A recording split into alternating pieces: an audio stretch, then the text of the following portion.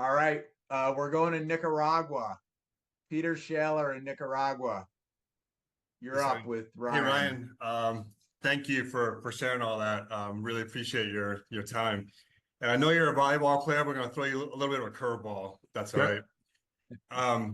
So we think about the Olympics, and the first thing that comes to mind is competition. But I want to ask you something about cooperation. So I got stuck about 20 minutes back in the conversation when you're talking about the environment in the Olympic Village, and in all honesty, I'm a little bit of a social agitator, so my question is coming from there. So looking at the world as we do today, I mean, the world is on fire. Venezuela and Bangladesh and Palestine. I mean, in a lot of that just has to do with lack of tolerance, right, and a lack of understanding. So, have you found ways in your life post Olympics, having an experience of spending a couple weeks, eating at the same table with people of all colors and all different faith backgrounds and all different cultures, and everybody just, I'm sure there were moments that were tense, but basically getting along and sharing a space. I mean, have you found a way you can be sort of an ambassador and incorporate that into your life and your professional life to kind of spread that message of cooperation and tolerance? And hey, doesn't really matter where you go on Sunday morning, doesn't really matter what color your skin is, but we're all in this together.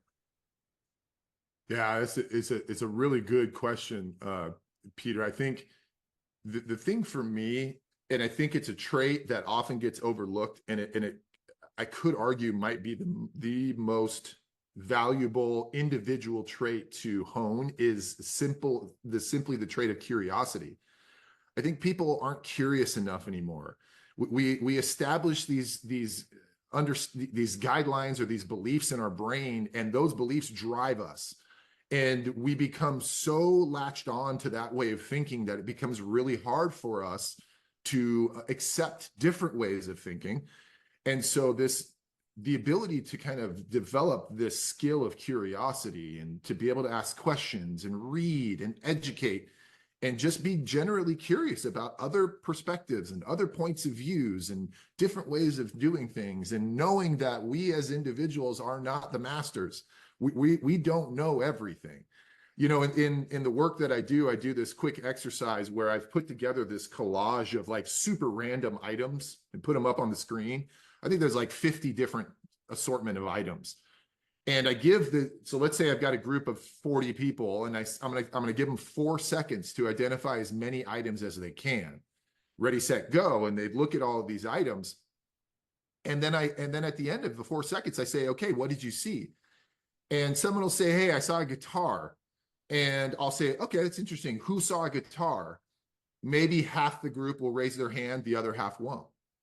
And I'll go through that exercise. And in the end, everybody is kind of seeing the picture differently. And why is that? We're all looking at the same picture. We all have the same amount of time. And it's because we all have different perspectives. And individually, we only see about 10% of the big picture because we get so locked into the things that are relatable to us that we don't see the larger picture. And then the point is that if you were to gather the collective perspective of all 40 people in here, how many of the items do you think we can capture? And the answer tends to be anywhere between 90 to all of them. So individually, we're only seeing 10%, but collectively, we end up seeing a lot more of the bigger picture. And I think that goes to what I'm saying here, is that when we can tap into other ways of viewing the world and be curious about those ways, doesn't mean you have to agree with everything. That's fine. But just having the general curiosity of, well, I wonder why that person thinks that way, or why does that person do that way? We tend to see a lot of growth in our own selves. Yeah, thank you. I love that. I hope you don't have that exercise copyrighted, because I'm going to borrow it from you. Feel free. Thanks a lot. I appreciate it. Yeah.